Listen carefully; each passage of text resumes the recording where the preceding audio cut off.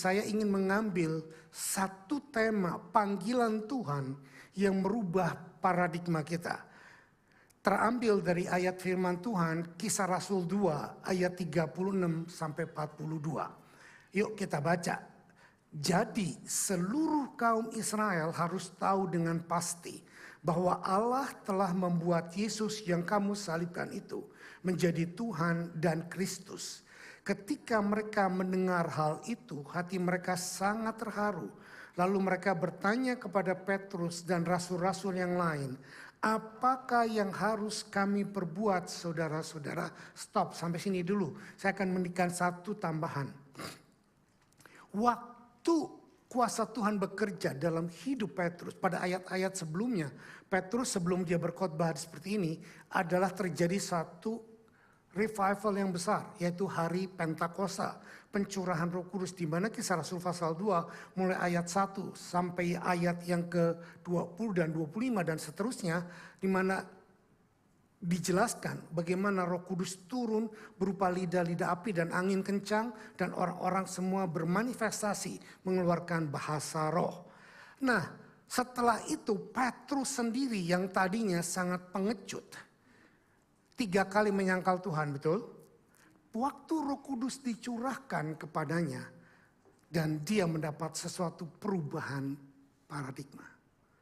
Waktu Roh Kudus turun ke dalam hidup kita, pola pikir kita, hati nurani kita dijungkir balikan oleh firman dan kuasa Tuhan yang membuat kita willingly change. Dengan sekehendak hati kita berubah. Petrus yang tadinya pengecut menjadi sangat berani dan dia berkhotbah. Dan dia berkhotbah dengan suara lantang. Dan dia berkata, jadi seluruh kaum Israel harus tahu dengan pasti bahwa Allah telah membuat Yesus yang kamu salibkan itu menjadi Tuhan dan Kristus. Padahal sebelumnya apa yang terjadi? Sebelumnya ada budak kecil yang berkata, kamu kan muridnya Yesus. Dia berkata, no, bukan. Saudara perhatikan, perubahan terjadi waktu kuasa Tuhan mengubah hidup seseorang. Sehingga dia berani dan berkhotbah dengan baik. Yesus yang kamu salibkan, itulah juru selamat. Padahal tadinya dia menolak dan mundur dan lari ngibrit. Nah, karena perubahan yang terjadi dalam diri Petrus seperti itu, orang-orang Yahudi dan mungkin beberapa orang Yunani yang ada di sekitar situ, mereka syok, mereka kaget, loh ini kan Petrus. Lalu Petrus berkata, begitu mereka mendengar perkataan Petrus, kuasa Roh Kudus bekerja. Sehingga orang-orang yang tadinya membenci Yesus, orang-orang yang tadinya menyalibkan Yesus, berkata, apakah yang harus aku perbuat? Ayat 38, Petrus menjawab mereka, bertobatlah dan hendaklah kamu masing-masing memberi dirimu dibaptis dalam nama Yesus Kristus untuk pengampunan dosamu, maka kamu akan menerima karunia Roh Kudus. Berarti dalam satu pertobatan, karunia Roh Kudus sudah diberikan. Nangkap nggak? Karena tidak ada satu orang bertobat tanpa kerja karunia Roh Kudus.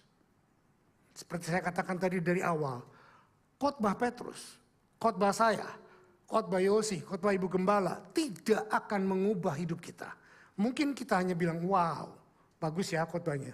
Wah, luar biasa, saya kagum. Tapi kuasa Tuhanlah yang mengubah kita. Camkan ini, suami, istri, engkau tidak bisa mengubah suamimu. Kau tidak mengubah istrimu. Anak, orang tua, kau tidak bisa mengubah anakmu. Serahkan kepada Tuhan. Dan jadilah contoh teladan untuk berubah lebih dulu dengan karya Roh Kudus. Ayat 39. Sebab bagi kamulah janji itu dan bagi anak-anakmu dan bagi orang yang masih jauh. Yaitu sebanyak yang akan dipanggil oleh Tuhan Allah kita. Perhatikan, masih banyak orang-orang yang akan dipanggil untuk menerima pertobatan. Amin. Dan itulah keluarga saudara. Itulah anak-anak saudara. Itulah suami saudara. Itulah orang-orang yang Anda kenal di sekitar Anda yang belum mengenal Tuhan. Ayat 40, dan dengan banyak perkataan lain lagi ia memberi satu kesaksian yang sungguh-sungguh dan ia mengecam dan menasihati mereka. Katanya, berilah dirimu diselamatkan dari angkatan yang jahat ini. Orang-orang yang menerima perkataannya itu memberi diri dibaptis, dan pada hari itu juga jumlah mereka bertambah kira-kira 3.000 jiwa. Mereka bertekun dalam pengajaran rasul-rasul dan dalam persekutuan, dan mereka berkumpul untuk memecahkan roti. Perhatikan, saya mau mengutip ayat 42, mereka bertekun dengan pengajaran. Nah saudara, banyak gereja mentargetkan orang bertobat, dibaptis, setelah itu selesai. Pikirnya mereka itu udah selamat. Betul, sudah selamat. Tetapi ayat ini menegaskan kepada kita, mereka yang bertobat dibaptis, mereka harus setia bertekun dalam pengajaran.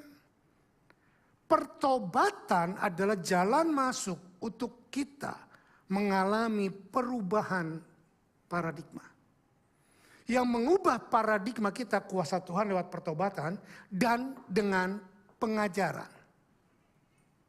Nah kemana ini? Jadi anak-anak Tuhan kudu mau diajar.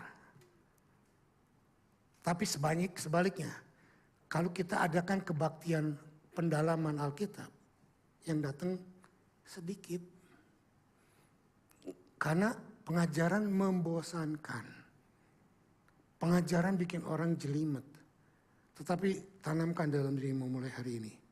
Pengajaran akan firman yang akan membuat engkau bertumbuh. Amin. Bertekun dalam pengajaran dan selalu memecahkan roti seperti kita. Nah itu kan Pak, memecahkan roti kita di gereja setiap minggu cukup toh Pak? Enggak cukup. Siapa yang di sini cukup makan seminggu sekali? Enggak ada, mati kita. 3 hari aja enggak makan rasanya udah enggak tahan. Tapi banyak anak Tuhan yang makan firman cuma seminggu sekali. Makanya enggak heran rohaninya menjadi sangat kelaparan. Sangat mudah terpengaruh dengan keadaan, sangat mudah terpengaruh dengan suasana di luar sana yang menekan kita. Karena rohani kita bukan mati, tapi mati segan hidup pun tak ingin. Karena apa yang rohani tidak mungkin mati. Roh tidak akan mati, tetapi tidak bisa berfungsi. Karena saudara memberi makan kepada hal-hal yang duniawi. Nah oke, panggilan pertama adalah panggilan untuk pertobatan. Salvation atau dalam bahasa Yunaninya soteriologi. Ilmu yang mempelajari soteria atau keselamatan. Nah keselamatan salah diartikan. Mari kita lihat dulu definisi yang saya buat. Definisi yang saya buat adalah ini. Yuk kita baca 2, 3. Keselamatan kekal adalah sebuah tindakan keputusan yang kita lakukan untuk percaya dan menerima pengorbanan Yesus di atas kayu salib sebagai karya agung penebusan dan pengampunan semua dosa kita. Pada dasarnya, saudara, semua ini sudah anak Tuhan, sudah bertobat, terima Tuhan, sudah diselamatkan. Tetapi kadang-kadang kita kurang mengerti makna keselamatan yang sebenarnya. Karena banyak sekali anak Tuhan yang ada di gereja bahkan yang pelayanan cuma mengerti keselamatan itu nanti mati masuk surga. Itu sebabnya banyak orang yang dalam masalah cepat minta mati, cepat masuk surga. Karena pengertian mereka bahwa di dunia ini susah. Memang betul. Alkitab pun berkata, Tuhan pun berkata di dunia ini penuh dengan persoalan. Tetapi bukan jalan pintas mati masuk surga yang dijanjikan Tuhan. Yang dijanjikan Tuhan adalah keselamatan kekal pada waktu kita mati. Nah camkan, saya mundur sedikit. Masih ada yang mau catat? Nggak ada, saya mundur, nanti boleh lah. Saya mundur sedikit. Keselamatan bukan hasil usaha kita. Keselamatan bukan karena kita berbuat baik. Ada banyak orang kalau saya tanya, udah ke gereja sering nih, tapi belum dibaptis. Saya tanya kenapa belum dibaptis? Karena belum benar Pak. Saya masih banyak masalah. Saya masih punya meja abu, saya masih begini, saya masih begitu. Nanti kalau saya sudah betul-betul setia, baru saya dibaptis. Pendapat ini totally wrong. Sangat keliru. Camkan yang benar. Anda dan saya tidak mungkin berubah menjadi baik sebelum Anda dibaptis. Oh Pak, banyak tuh Pak orang-orang di sana baik. Nah, baik menurut ukuran siapa? Perbuatan baik tidak menyelamatkan kita. Bahkan seringkali kita pun mau berbuat baik. Paulus berkata, seringkali aku mau berbuat baik tapi pada kenyataannya justru keburukan atau kejelekan atau dosa yang aku perbuat. Nah, Paulus berkata dalam Efesus pasal 2 ayat 8 berkata, sebab karena kasih karunia kamu diselamatkan oleh iman. Itu bukan hasil usahamu. Tetapi, tolong dong yang keras pemberian. Perhatikan ini. A gift, pemberian. Berarti saudara diberikan keselamatan.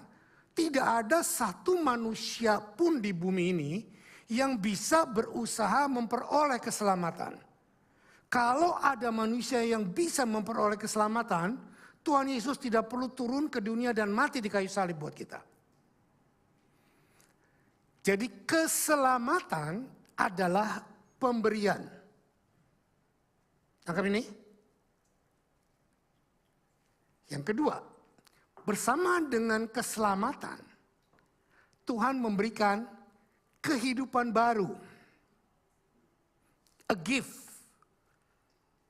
Bukan karena kita mau jadi baik. Terlalu banyak kita mau jadi baik, tetapi sering seperti katakan tadi, even Paulus pun berkata sering mau berbuat baik, justru yang buruk kita lakukan dulu. Keinginan kita untuk berbuat baik bisa dikalahkan dengan kuasa kedagingan. Pada waktu kita masih menjadi hamba dosa, kita dikuasai oleh dosa. Berbuat dosa adalah kesukaan, kebiasaan. Tetapi waktu kita sudah diselamatkan, diberikan keselamatan oleh Yesus, yang aneh, ada banyak orang yang sudah diselamatkan, diberikan hidup baru oleh Yesus. Tetapi masih suka akan kehidupan daging dan dunia. Ini dilematis, sebetulnya tidak. Kalau ini dilematis, berarti Anda belum sungguh-sungguh bertobat.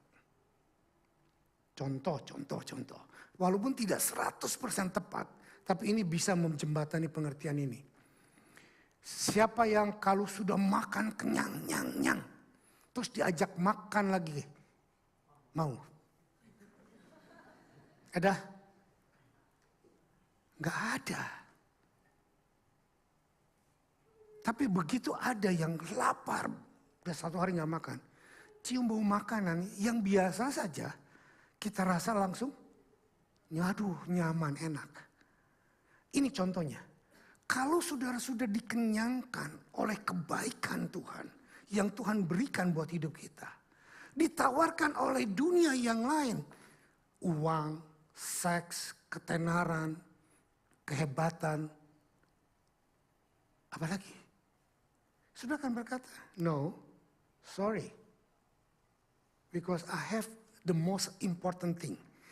Aku sudah punya yang terbaik di dalam Dia. Ini loh yang mesti menjadi pegangan hidup kita. Kita sudah diberikan dan kuasa yang diberikan kepada kita itu mengubah kita dari dalam keluar. Tapi saudara akan membantah saya, Pak, buktinya banyak orang yang betul-betul bertobat, tapi dia tetap berdosa. Saya mau ngomong begini, itu orang bertobat sungguh-sungguh tidak kebal dari dosa. Kita mungkin jatuh ke dalam dosa. Tetapi bukan suka hidup dalam dosa. Tahu perbedaannya? Ini yang harus kita dengungkan terus-menerus dalam hidup kita. Orang yang sudah ditebus oleh Tuhan, diberikan anugerah kebenaran, diberikan roh yang diperbaharui, dia akan suka hal-hal yang baru. Hal yang lama masih ada, kita tidak bisa buat apapun dengan hidup lama kita. Tapi ada satu kuasa yang memenggal pengaruh hidup lama kita, mempengaruhi hidup masa kini kita dan masa depan kita. Sampai sini saudara bisa mengikuti saya? Mari kita berubah paradigma kita bahwa kita diselamatkan bukan untuk cepat mati masuk surga. Kita diselamatkan bukan untuk menjadi kaya raya. Kita diselamatkan bukan untuk menjadi orang yang sukses, successful. Saudara bisa sukses walaupun tanpa Tuhan. Saudara bisa kaya walaupun tanpa Tuhan. Saudara bisa jadi orang hebat walaupun tanpa Tuhan. Tetapi saudara tidak bisa menjadi orang yang diperbaharui, lahir baru dan mencintai Tuhan. Dan hidup dalam kebenaran tanpa karya Tuhan. Amin. Ini pegang abis. Saya udah buat beberapa kali statement. Your state, keadaanmu sekarang bukanlah identitas hidupmu di dalam Tuhan. Identitas hidupmu di dalam Tuhan adalah di dalam roh yang diperbaharui. Mungkin sekarang kita masih dalam masalah. Mungkin kita sekarang sedang dalam proses perubahan. Dari yang tadinya hancur, dirubah menjadi baik. Nah, proses ini yang sering dilihat orang membuat kita jadi akhirnya orang bilang, kok udah bertobat masih begitu? Jangan peduli omongan orang. Amin. Kita tidak dipanggil untuk mendengar omongan orang. Nanti dalam poin terakhir saya akan jelaskan hal ini lebih jauh lagi. Ya, jadi panggilan pertama adalah keselamatan. Amin. Yang ngerti manggut-manggut dong supaya saya bisa lihat responnya. Oke. Ya. Sekarang panggilan yang kedua. Panggilan kedua dalam hidup kita adalah untuk hidup kudus. Atau sanctification. Saya kasih definisinya lagi supaya kita bisa punya arahan patokannya apa. Yuk kita baca 2, 3. Panggilan pengudusan. Ayo bareng yuk 2, 3. Panggilan pengudusan atau sanctifications adalah sebuah proses berkesinambungan untuk hidup sepenuhnya bagi kemuliaan Tuhan yang berbeda dengan cara hidup yang sudah dikuasai dosa di dalam hidup sehari-hari. Camkan ini, masukkan dalam hati saudara. Seperti yang saya katakan tadi pada poin terakhir, bukan poin terakhir, pada kalimat terakhir, bahwa keadaan hidupmu sekarang bukanlah identitasmu. Karena keadaan hidup kita sekarang sedang dalam masa pancaroba, sedang masa peralihan, sedang masa transform. Saya tanya, tolong jawab ya. Saudara pernah melihat sebuah bangunan atau rumah yang sedang direnovasi? Pernah? Ada yang nggak bilang, udah gila lu bagus lu renovasi. Nih yang baru renovasi rumah. Tanyain sama dia, oh aku menikmati lu renovasi, luar biasa. Ada? Tidak ada satupun orang yang menikmati masa transformasi, reformasi, perubahan. Yang tadinya memang masih bisa dipakai karena mau dirubah, dihancurin. Jadi puing-puing berantakan. Waktu kita sedang ditransform oleh Tuhan, sendi-sendi kehidupan lama kita dibongkar. Kejelekan kita nampak keluar. Jadi jangan heran waktu orang diproses, yang muncul bukan yang baik, yang buruk.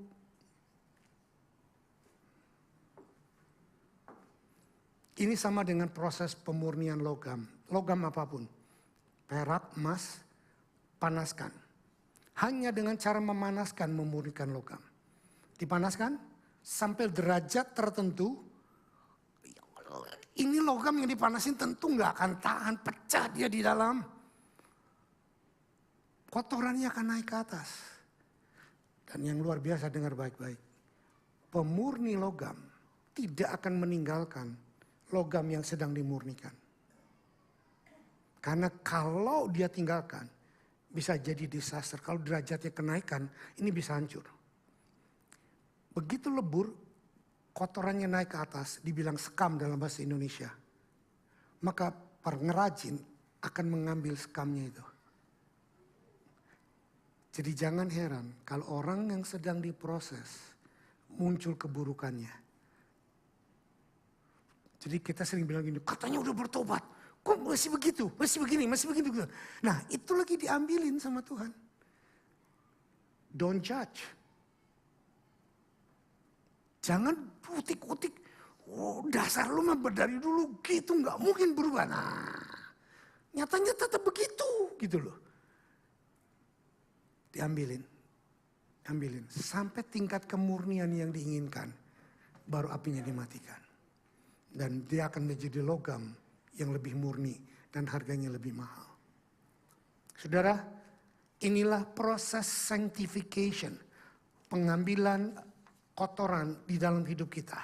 Caranya, ini yang Roma katakan. Paulus menulis kepada Roma 12. Karena itu saudara-saudara, demi kemurahan Allahku menasihati kamu.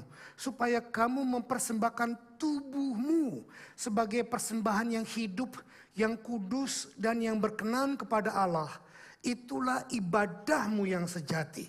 Ayat 2 kita baca keras-keras yuk. 2, 3. Janganlah kamu menjadi serupa dengan dunia ini, tetapi berubahlah oleh pembaharuan budimu, sehingga kamu dapat membedakan manakah kehendak Allah, apa yang baik, apa yang berkenan kepada Allah, dan yang sempurna. Bagaimana caranya kita membedakan kehendak Allah dan dunia? Dengan dipanasin. Dengan dibuat ketidaknyamanan. Dengan dirombak yang tadinya menurut kita oke. Tapi Tuhan ambil yang kotornya dan Tuhan jadikan murni. Dan kita berubah bukan cuma oleh kuasa firman dan Roh Kudus. Tetapi oleh pembaharuan budi itu akal pikiran, paradigma. Dari mana kita, tadi saya sudah jelaskan. Apa yang ada di dalam otak saudara, apa yang saudara simpan adalah apa yang hasil dari yang saudara lihat, yang saudara dengar, yang saudara yakini, saudara taruh. Dan itu kita sudah tanamkan sejak sebelum kita mengenal Tuhan. Kita sudah ditanamkan oleh nenek moyang kita, oleh papa mama kita, oleh tempat budaya di mana kita dilahirkan, oleh suku kita, oleh segala kebenaran yang merembes masuk ke dalam pikiran kita. Dan inilah yang akan dirombak melalui proses sanctification, pemurnian. Dan proses ini bukan cuma sekali, proses ini seumur hidup. Senggol kiri kanannya.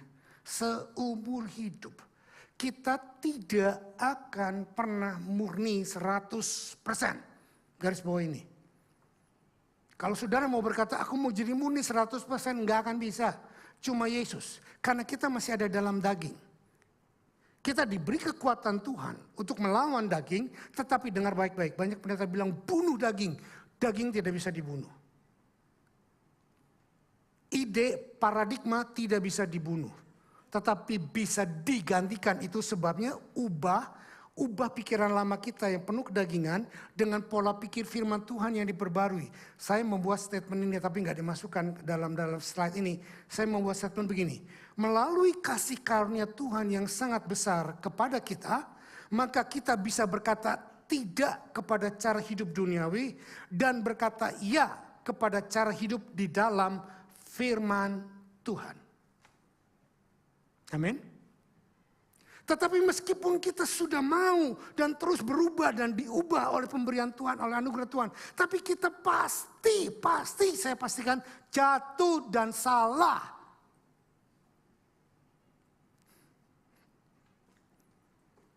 Kalau kita nggak pernah jatuh, kita nggak pernah salah, kita bukan manusia.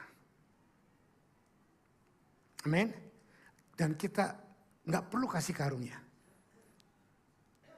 Kasih karunia bukan cuma berarti pada waktu kita pertobatan. Tapi untuk membuat pertobatan kita melalui sanctification. Nanti panggilan untuk melayani dan panggilan bertanggung jawab. Kita juga perlu kasih karunia. Dari awal sampai akhir kita sangat membutuhkan kasih karunia. Efesus 2 ayat 10 berkata demikian. Karena kita ini, yuk kita bacalah lebih baik daripada saudara ngantuk. Dengan baca ya sama-sama. 2, 3. Karena kita ini buatan Allah. Diciptakan dalam Kristus Yesus untuk melakukan pekerjaan baik yang dipersiapkan Allah sebelumnya. Ia mau supaya kita hidup di dalamnya. Coba lihat saya. Keselamatan adalah pemberian. Betul? Perubahan adalah hasil kasih karunia, betul? Betul? Kita terima. Tetapi setelah kita terima, Tuhan mengharapkan sesuatu imbalan dari kita. Betul nggak? Ya apa ya? Tuhan mengharapkan sesuatu dari kita apa? Respon kita di sini dikatakan bahwa karena Tuhan sudah menyiapkan kita satu pekerjaan baik. Apa itu pekerjaan baik? Purpose dan destiny-nya dia yang dia taruh di dalam diri kita. Tujuan Tuhan di dalam diri kita akan terjadi pada waktu kita menerima keselamatan, pada waktu kita mau disanctified, maka lambat laun, maka tujuan-tujuan itu akan muncul ke permukaan dan kita akan melihat, oh ternyata ini loh yang Tuhan mau aku lakukan. Nangkap? Kalau ada dari antara saudara yang belum tahu apa tujuan Tuhan, don't worry. Terus hidup dekat dengan Tuhan. Tuhan akan bawa, Tuhan akan manifestasikan rencananya. Karena pegang ayat ini, bahwa pada waktu kita diselamatkan, kita dipersiapkan Tuhan untuk melakukan kehendaknya Dia. Bukan untuk menjadi orang hebat, bukan menjadi orang terkenal, bukan menjadi orang yang kaya, bukan menjadi orang yang superman. Tetapi hanya untuk menjadi orang yang menyampaikan kabar baik atau gospel atau Injil dan memuliakan nama Tuhan. Amin. Ini tujuan utama daripada sebuah panggilan.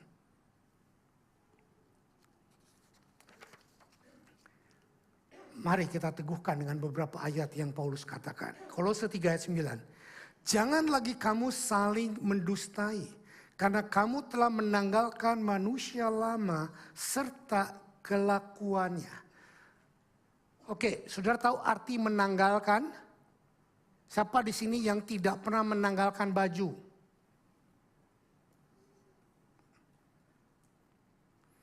Terutama di kamar mandi tentunya ya, jangan diomong-omongin. Saya mau tanya lagi, siapa di sini yang pakai baju baru di balik baju yang lama? Ada? Enggak ada. Di rumah kami lebih ekstrim. Tidak pernah ada baju baru. Sudah tahu kenapa tidak pernah ada baju baru? Setiap baju baru, cuci dulu. Ya kalau baju udah dicuci kan gak baru toh.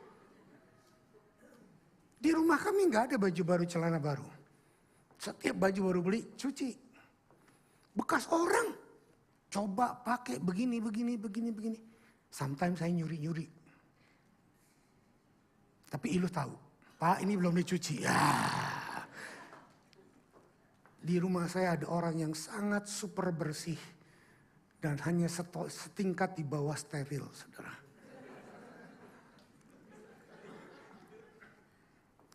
Saya bersyukur untung. Saya punya teman betul-betul lebih geblek lagi. Saya bersyukurnya kenapa? Istri saya bersih, tapi kalau saya mau cium dia nggak pernah tanya, udah sikat gigi belum? Ada nggak istri yang suka nanya gitu sama suaminya? Jangan buka kartu. Hanya intermezzo membuat kita. Sudah, ini loh yang maksud saya. Menanggalkan manusia lama artinya apa? Melepaskan kebiasaan yang lama. Kenapa kita melepaskan kebiasaan yang lama? Kenapa kita melepaskan baju yang lama? Karena udah waktunya dicuci, bau, kotor, udah gak layak lagi dipakai. The same thing dengan kehidupan. Kenapa Tuhan mau kita menanggalkan kehidupan yang lama? Itu sudah gak fun, itu udah gak cocok, itu sudah gak bisa. Nih lu baju baru aku siapkan. Sudah lihat ini? Yang Tuhan inginkan dari kita, kerjasama. Biarkan Tuhan yang memproses, biarkan Tuhan yang mengubah, tetapi kita mau diubah. Amin. Kita mau melakukannya. Lagi Kolose 3 ayat 1 sampai 7. Yang diarsir, yang di garis merah, yang dibedakan warnanya, kita baca yuk sama-sama ayat 1 sampai ayat 3. 2, 3. Karena itu, kalau kamu dibangkitkan bersama dengan Kristus, carilah perkara yang di atas di mana Kristus ada. Duduk di sebelah kanan Allah. Pikirkanlah perkara yang di atas, bukan yang di bumi. Sebab kamu telah mati dan hidupmu tersembunyi bersama dengan Kristus di dalam Allah. Saudara, dengar baik-baik. Karena kamu telah dibangkitkan, saya katakan tadi. Karena kita sudah diubah, kita punya keinginan untuk melakukan yang Tuhan berikan. Tapi saya kasih contoh yang sedikit aja. Siapa di sini pernah makan empal? Angkat tangan, hampir semua kan orang Indonesia ya. Empal. Pertanyaan yang berikutnya. Siapa di sini pernah makan Wagyu Grade 9? Angkat tangan, semuanya enggak semua ya. Enggak semua, oke. Yang sudah makan Wagyu Grade 9, maukah engkau menggantikan Wagyu Grade 9 dengan empal?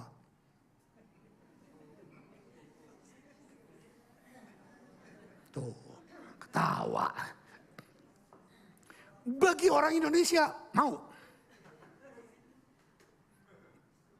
Betul.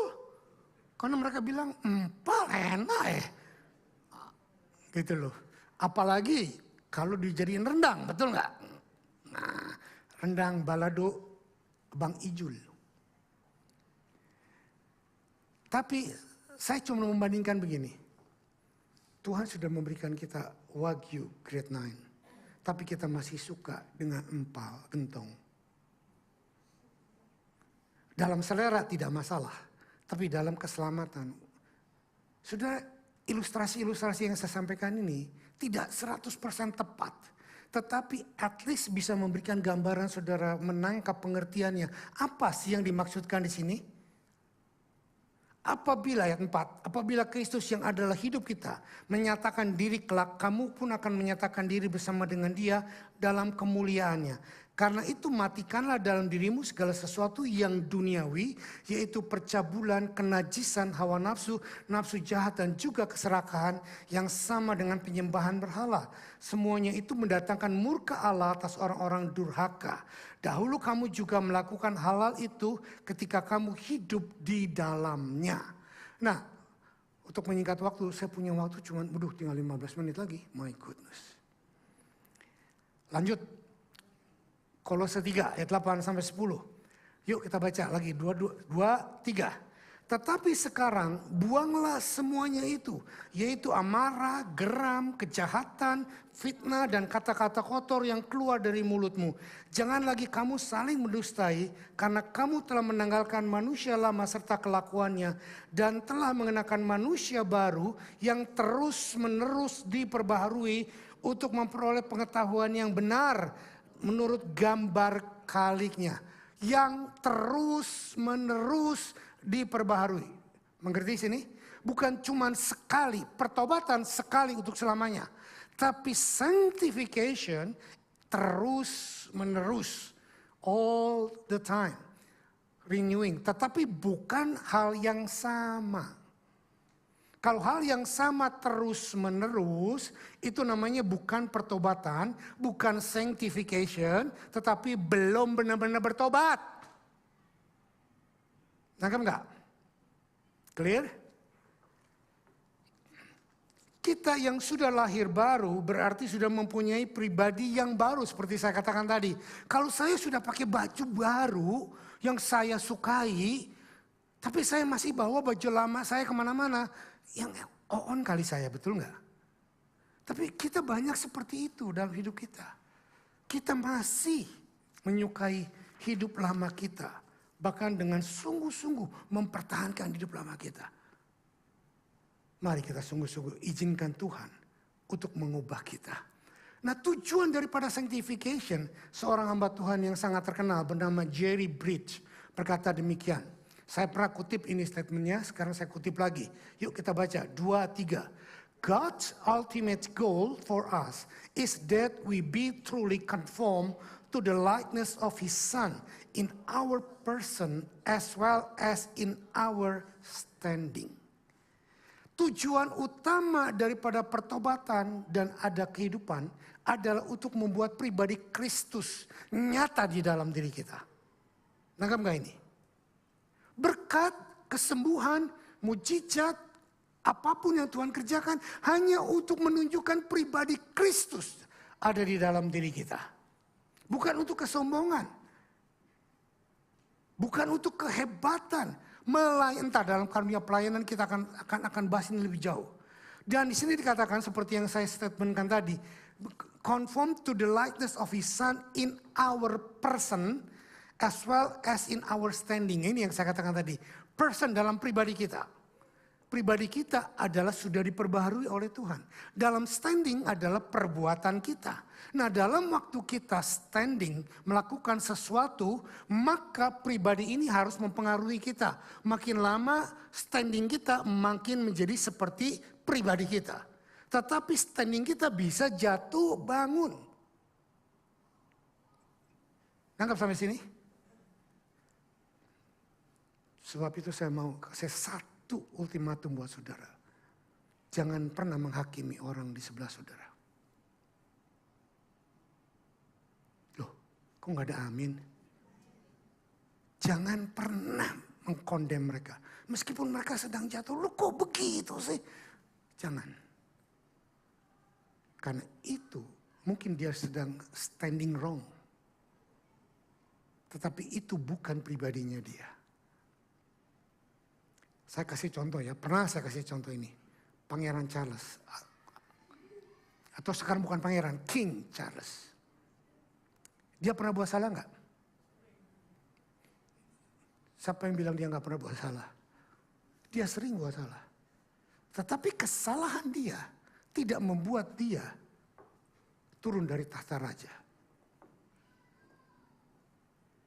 Kecuali nanti ada pelanggaran yang memang sangat besar, yang memang tidak boleh dilanggar. Kesalahan dan dosa saudara yang saudara lakukan tidak membuat saudara turun dari tahta kasih karunia Allah sebagai anak Allah. Tangkap enggak? Itu sebabnya jangan pernah bilang kepada orang-orang yang sedang berdosa, gitu kok jadi anak Tuhan. Nah, apalagi gitu kok melayani Tuhan. Saudara please, jangan ada condemnation. Kalau kita melihat orang yang jatuh, menangislah dengan orang yang jatuh. Kita pun gak kebal dengan kejatuhan. Kita pun gak kebal dengan kelemahan. Oke? Ini yang paling panjang, tapi nanti yang kedua, ketiga, keempat pendek. Kolose 3 ayat 17 saya bacakan. Dan segala sesuatu yang kamu lakukan dengan perkataan atau perbuatan, lakukanlah semuanya itu dalam nama Tuhan Yesus sambil mengucap syukur kepada Dia, kepada Allah, Bapa kita. Nah, saudara, apapun yang saudara lakukan, saudara lagi bersihin WC, ibu-ibu, bapak-bapak di rumah, lakukan itu bukan supaya istrimu senang. Lakukan itu supaya menyenangkan hati Tuhan. Amin. Amin. Apapun, itu kan persoalan yang kecil. Nah sekarang saya membuka satu lagi paradigma saudara. Kolose 3 ayat 23-24. Yuk kita baca 2, 3. Apapun juga yang kamu perbuat, perbuatlah dengan segenap hatimu seperti untuk Tuhan. Dan bukan untuk manusia. Ayat 24, keras ya. 2, 3. Kamu tahu bahwa dari Tuhanlah kamu akan menerima bagian yang ditentukan bagimu sebagai upah. Kristus adalah Tuhan dan kamu hamba-hambanya. Hei, orang-orang yang kerja di sini, jangan berpikir engkau dapat salary dari bosmu. Berdasarkan ayat ini, engkau dapat salary dari, sehingga bekerjalah segiat-giat mungkin, bukan untuk bosmu, tetapi untuk Tuhan. Jangan pakai sistem atau prinsip karyawan. Halah, kerja setengah mati juga gaji gue tetap segini, gak naik-naik. Nah, ngapain? Ada lagi prinsip orang-orang yang gak benar. Kalau bos ada, kerjanya kelihatan rajin. Kalau bos nggak ada, kerjanya biasa-biasa. Nah, ini totally wrong konsep ini. Karena engkau bukan mengandalkan salarymu dari manusia, tapi semua dari Tuhan. Nah, ini pola pikir harus benar. Kalau engkau berkata salaryku hanya dari manusia, dengar baik-baik. Selama engkau jadi karyawan, sampai ayam tumbuh gigi engkau tidak bisa beli rumah. Manggutnya jangan terlalu keras. Ada yang sampai gini manggutnya. Sekali aja.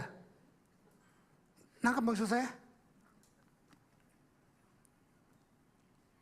Milikilah pikiran bahwa apapun yang kau kerjakan, nanti gajimu dari Tuhan.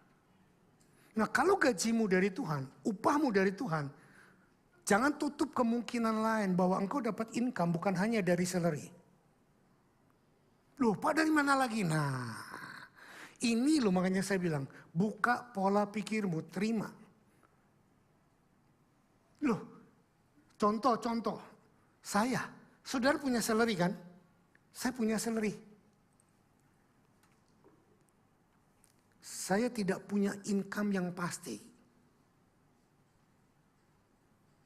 Saya mengambil secukupnya dari persembahan yang saudara kumpulkan di gereja ini. Nah, berdasarkan itu apakah saya bisa hidup? Tetapi saya mau, dengar baik-baik, setiap kali saya punya kebutuhan yang besar, saya nggak pernah ngambil dari persembahan. Saya buka kemungkinan Tuhan mencurahkan berkat. Dan Tuhan tidak pernah mengecewakan. Setiap kali kami butuh uang untuk upgrade tiket pesawat, untuk bayar hotel di Indonesia, buat pelayanan ini, buat pelayanan itu, Tuhan cukupkan. Ada banyak burung-burung gagak yang memberikan berkat kepada kami untuk memenuhi semua kebutuhan ini. Saudara, inilah yang saya katakan, milikilah pola pikir bekerja untuk Tuhan. Satu contoh yang sangat luar biasa, Yusuf.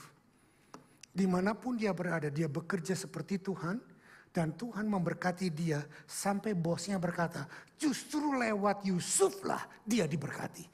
Mari kita jadikan ini pedoman. Justru lewat kehidupanku lah company ini diberkati. Amin. Jangan berkata bahwa enak dia yang diberkati, gua kan enggak. Saudara, mungkin sekarang kelihatannya seperti itu. Tapi nanti ada gilirannya saudara.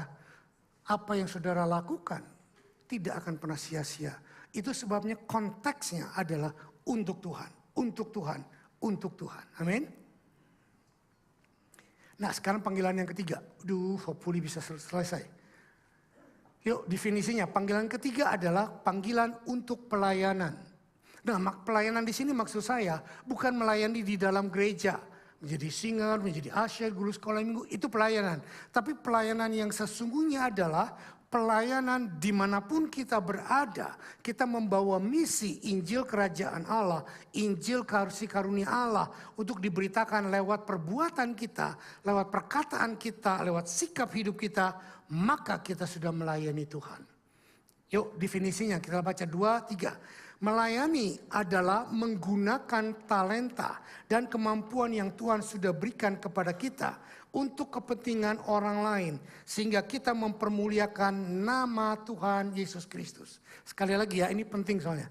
Yuk kita baca dengan bersungguh-sungguh. 2, 3. Melayani adalah menggunakan talenta dan kemampuan yang Tuhan sudah berikan kepada kita untuk kepentingan orang lain. Sehingga kita mempermuliakan nama. Istri yang melayani suami, pelayanan bukan. Suami yang melayani istri, pelayanan bukan. Suami-suami bingung, masa gue disuruh melayani istri? Iya dong.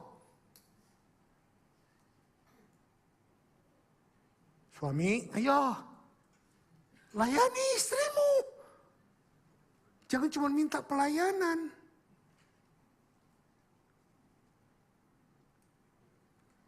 Orang tua, layani anak-anakmu. Anak-anak, layani orang tuamu. Amin. Ini yang Tuhan maksudkan. Dan pada waktu kita melayani, bukan untuk supaya kelihatan, wah luar biasa ya baik. No. Wih, kamu kok sekarang jadi berubah ya, dapat pujian. No, melayani di sini katakan apa? Menggunakan talenta dan kemampuan yang Tuhan sudah berikan kepada kita untuk kepentingan orang lain. Pelayanan selalu untuk kepentingan orang lain dengan memakai kelebihan kita. Nangkap nggak? Kelebihan kita bukan untuk disombongkan. Gitu aja nggak bisa, sini gua kerjain. Ya, itu bukan pelayanan, itu show off. Pelayanan itu gitu, nggak bisa ya. Coba kita kerjain. Nih lihat caranya. Are you with me? Melayani. Melihat kelemahan orang lain, bukan untuk direndahkan, bukan untuk dicaci. Bukan untuk kita meninggikan posisi di atas kelemahan orang lain. Bukan mencari keuntungan di atas kelemahan orang lain. Itu namanya mempergunakan, bukan melayani. Ada kata yang lebih bagus, bukan mempergunakan, tetapi memberdayakan. Memberdayakan harus. Melayani adalah menggunakan talenta dan kemampuan yang Tuhan sudah berikan kepada kita untuk kepentingan orang lain. Ayatnya Roma 12 ayat 6-9. Demikianlah kita mempunyai karunia yang berlain-lainan menurut kasih karunia yang dianugerahkan kepada kita. Jika karunia itu adalah untuk bernubuat, baiklah kita melakukannya sesuai dengan iman kita. Jika karunia untuk melayani, baiklah kita melayani. Jika karunia untuk mengajar, baiklah kita mengajar. Jika karunia untuk menasihati, baiklah kita menasihati. Siapa yang membagi-bagikan sesuatu, hendaklah ia melakukannya dengan hati yang ikhlas. Siapa yang memberi pimpinan, hendaklah ia melakukannya dengan rajin. Siapa yang menunjukkan kemurahan, hendaklah ia melakukannya dengan sukacita. Hendaklah kasih itu jangan pura-pura, jauhilah yang jahat dan lakukanlah yang baik. Saudara, ini kita semua punya kelebihan, tetapi kita juga semua punya kelemahan. Amin. Biarlah kelemahan kita bukan ditutupi, bukan juga ditonjol-tonjolkan, tetapi biarlah kelemahan kita akan ditutupi oleh orang-orang di sekitar kita. Ini pelayanan. Amin. Satu ayat lagi tentang pelayanan. 1 Petrus 4 ayat 10-11. Layanilah seorang yang lain sesuai dengan kasih karunia yang telah diperoleh tiap-tiap orang sebagai pengurus yang baik dari kasih karunia Allah. Oh cuma 11, oke, cuma 10. Saudara, dengar baik-baik. Kenapa saya menekankan ini? Melayani. Karena ini penting. Setelah kita bertobat, kita disanctified, dikuduskan, berkesinambungan untuk membuat pribadi kita semakin menjadi seperti Kristus. Tetapi sambil jalan, sambil dikuduskan, maka kita melayani. Jangan tunggu kita sempurna baru melayani. Kita nggak akan pernah melayani. Jadi pada waktu kita disanctified, dikuduskan, maka kita mengambil pelayanan. Nah dalam proses pelayanan ini, kita akan mengalami proses pengudusan juga bersamaan. Nangkap nggak? Nangkap? Saudara yang belum pelayanan, ambil waktu, ambil tempat, ambil kesempatan untuk melayani. Dan panggilan untuk melayani ini, dan panggilan untuk yang kedua tadi apa? Sanctification, panggilan untuk dikuduskan dan panggilan untuk melayani. Ini pada akhir zaman kita akan memberikan pertanggungjawaban, yaitu panggilan keempat, panggilan untuk bertanggung jawab. Nah, definisinya dulu. Panggilan untuk bertanggung jawab adalah sebuah tindakan dari semua manusia untuk memberikan laporan pertanggungjawaban dari kehidupan yang kita lakukan di hadapan Tuhan pada waktu hari penghakiman. Saudara, saya bertanggung jawab dengan apa yang Tuhan berikan kepada saya. talenta, kasih karunia, kemurahan, berkat, apapun kepada Tuhan. Dengar baik-baik. Saya tidak bertanggung jawab kepada saudara. Saudara tidak bertanggung jawab kepada saya dalam hal hidupmu. Tapi dalam soal tugas pelayanan, saudara bertanggung jawab kepada saya karena saya gembala. Itu bedakan pertanggung jawabnya. Yang saya maksudkan di sini adalah pertanggungan jawab sebagai kehidupan. Pertanggungan jawab kehidupan kita, saya tidak bertanggung jawab kepada suami, kepada istri. Jangan karena saya mau bertobat supaya istri saya senang, nah itu keliru. Saya mau bertobat supaya suami saya makin sayang kepada saya, itu keliru. Saya bertobat karena memang saya membutuhkan pertobatan. Dan saya membutuhkan Tuhan mengubah hidup kita. Karena nanti saya akan bertanggung jawab di hadapan Tuhan.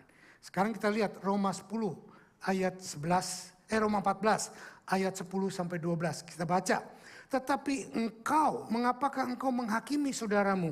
Atau mengapakah engkau menghina saudaramu? Sebab kita semua harus menghadap tahta pengadilan Allah. Karena ada tertulis, demi aku hidup. Demikianlah firman Tuhan. Semua orang akan bertekuk lutut di hadapanku. Dan semua orang akan memuliakan Allah. Demikian setiap orang di antara kita akan memberi pertanggungan jawab tentang dirinya sendiri kepada Allah. Yang mengerti katakan amin. Saya tutup dengan cerita. Saudara tahu cerita talenta? Ada 3 orang hamba. Tuan yang sangat kaya memanggil 3 orang hamba. Dia mau pergi dalam waktu yang jauh. Terjemahan lain mengatakan bahwa Tuan ini akan dinobatkan menjadi raja. Tetapi dalam terjemahan ini tidak. Jadi dia pergi jauh, dia panggil hamba-hambanya. Dan kepada hamba yang satu dia beri berapa? 5 talenta. Kepada hamba yang kedua dia beri berapa? 2 talenta. Kepada hamba yang ketiga dia beri berapa? 1 talenta. Nah saudara perhatikan. Talenta adalah bilangan atau angka atau harga. 1 talenta kurang lebih berharga 3.000 shekel. 1 talenta juga merupakan ukuran berat, kurang lebih 34 kilogram. Nah 300 shekel atau 34 kilogram uang, kalau diuangkan itu menjadi 6.000 dinar. Saudara mungkin nggak tahu bayangan dinar itu apa, berapa. Saya juga nggak convert ke dolar, karena saya belum sempat buka Google berapa dolar dinar. Tapi yang saya tahu adalah di dalam Alkitab berkata, 1 dinar adalah upah 1 hari kerja. Jadi waktu Tuan ini memanggil 3 hamba, dia memberi 1 talenta kepada hamba yang terakhir, dia memberikan 6.000 dinar. 6.000 dinar dibagi 365 hari, itu sama dengan 16,4 tahun. Upah 1 dinar 1 hari.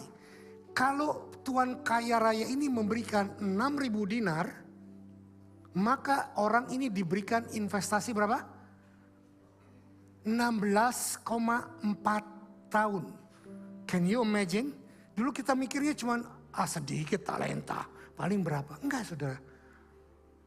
Talenta yang sangat besar. Bayangkan yang dapat 2, ya dikalikan 2. 28 tahun hasil kerja. Yang 5, kalikan 5. Berapa? Ya kalian sendiri lah. Tapi saya mau berkata di sini. Ini perumpamaan pertanggungjawaban kita di hadapan Tuhan. Saya mau menangis kalau ini. Saya sering merasa jadi hamba Tuhan yang tidak punya karunia yang banyak. Saya tidak pandai berkhotbah. Saya tidak lulus sekolah Alkitab. Saya tidak belajar STH, DTH. Saya tidak punya kemampuan speaking ability. Mungkin saya punya 1 talenta. Talenta itu adalah mengasihi Tuhan. Dengan segala kerendahan, dengan segala kekurangan saya. Saya pindah dari Indonesia kemari. Hanya dengan satu tekad, mengikuti kehendak Tuhan. Teman-teman kami berkata bahwa, ngapain kamu? Di Indonesia kamu sudah enak, company kamu sudah makmur, keluarga kamu udah bahagia, kamu juga sudah melayani, menjadi asisten pastor dari seorang hamba Tuhan yang sangat luar biasa di Indonesia. Kurang apa?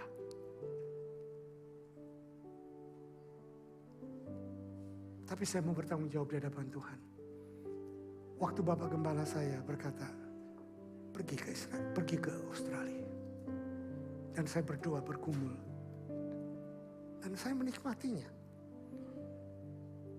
Dan kalau orang tanya, apa kunci keberhasilanmu? Saya nggak tahu. Kalau dulu jemaat kita bisa ada di City, bisa mencapai 1000 lebih. Begitu punya drama-drama yang luar biasa. Pemain-pemain drama yang luar biasa ada di sini.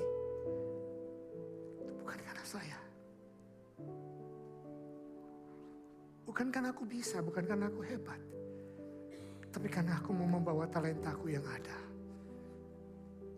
Saya datang kepada Tuhan. Saya berkata, Tuhan, aku hanya mau melayanimu. Dengan apa yang ada padaku. Dan aku tidak akan berbuat apapun. Kalau engkau tidak menyatakannya. Mungkin saya dinilai hamba Tuhan yang kurang modern. Mungkin saya dinilai hamba Tuhan yang tidak berpengalaman. I don't care. Tapi saya mau berkata, whatever happen in my life, aku hanya berikan talentaku untuk bertanggung jawab di hadapan Tuhan. Dengan himbauan seperti ini, saya mau mengajak saudara semuanya. Sebelum kita menutup tahun ini, mari kita renungkan apa yang sudah aku pertanggungjawabkan dalam hidupku kepada Tuhan. Saya nggak bicara pelayanan di dalam gereja. Ya, kalau saudara tergerak untuk melayani di dalam gereja, silahkan. Tapi kalau saudara belum sungguh-sungguh mendedikasikan hidupmu kepada Tuhan, kau masih ke gereja 2 bulan sekali, 3 bulan sekali. Kau masih asik dengan dunia-duniamu yang lama. Ingat, satu hari Tuhan Yesus akan datang. Dan dia berkata, apa yang sudah kau kerjakan dengan apa yang aku berikan kepadamu? Kita akan diadili oleh itu. Saya nggak bicara keselamatan. Saya bicara tentang panggilan perubahan paradigma hidup kita. Saudara, dalam terang Injil kasih karunia perumpamaan talenta. Yang punya 2 talenta, yang punya 5 talenta. Tuhan bilang, masuklah dalam pesta daripada anak domba. Kebahagiaan Tuhanmu. Ikuti aku, kata